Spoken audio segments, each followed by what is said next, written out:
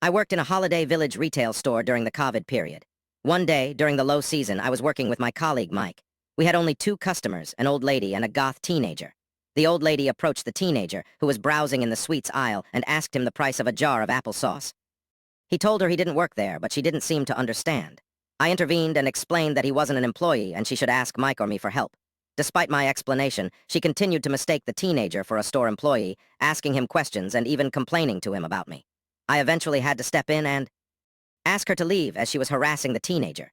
She left, but returned an hour later, complaining about one of the female employees from that morning.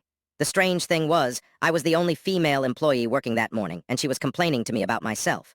I listened to her concerns, nodding and apologizing, and even offered to report the issue to my manager. She patted my hand, called me a good girl, and then collapsed. I called for emergency services, and they took her to the hospital.